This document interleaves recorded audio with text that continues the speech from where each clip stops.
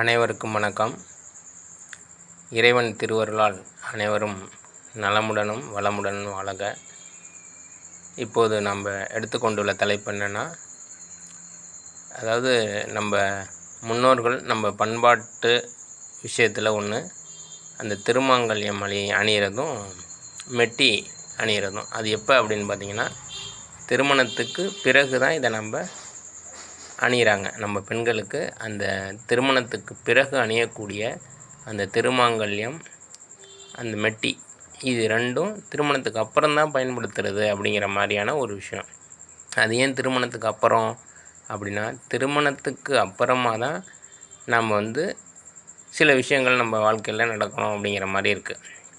அது என்ன அப்படின்னு பார்த்திங்கன்னா, அந்த அந்த பெருவிரலில் அணியக்கூடிய அந்த மெட்டியோட அழுத்தம் கொடுக்கும்போது நம்மளுடைய தாம்பத்தியத்திற்கு அந்த நரம்புகளோட அழுத்தம் உதவி பண்ணும் அப்படிங்கிறது ஒரு வகையான ஆய்வு.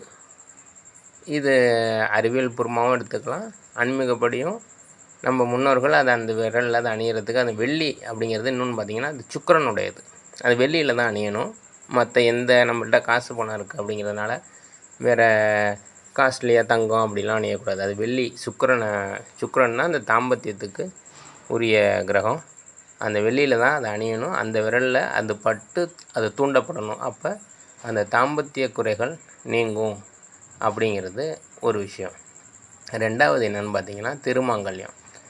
அந்த தாம்பத்தியத்துக்கு அப்புறமா நமக்கு கிடைக்கக்கூடியது என்னென்னு பார்த்திங்கன்னா புத்திர பாக்கியம்.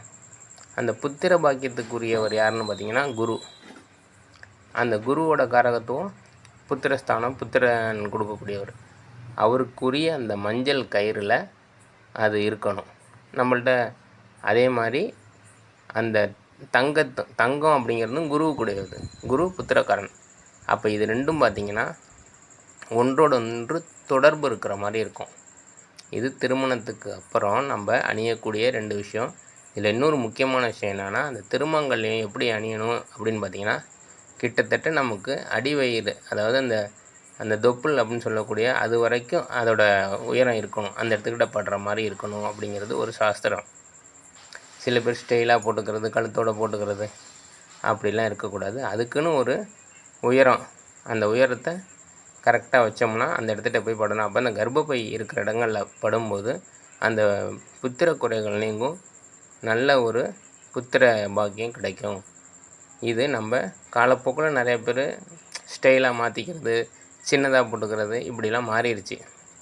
தயவு செஞ்சு நம்மளுடைய முன்னோர்களுடைய அந்த பண்பாட்டையும் அந்த கலாச்சாரத்தையும் நம்ம பின்பற்றும்போது நிறையா விஷயங்கள், நிறைய பேர் பார்த்திங்கன்னா இப்போ இந்த தாம்பத்தியம், குழந்தை இல்லை, தாம்பத்திய குறைபாடு, இப்படி சில விஷயங்களை நம்ம மாட்டிக்கிறாங்க. கல்யாணம் ஆனால் இந்த தெரியக்கூடாதுன்னு மெட்டி போடுறது கிடையாது. அது மாதிரி தாலி பார்த்திங்கன்னா கயிறு இதெல்லாம் மாற்றிக்கிட்டு கோல்டில் போகிறாங்க. அதெல்லாம் முற்றிலுமாக அதெல்லாம் நம்ம தவிர்க்கணும். அது மட்டும் இல்லாமல் இந்த அணிகலன்கள்லாம் நம்ம முறைப்படி அணிஞ்சு அதோட முழு பயனையும் நம்ம அடையணும். நன்றி, வணக்கம்.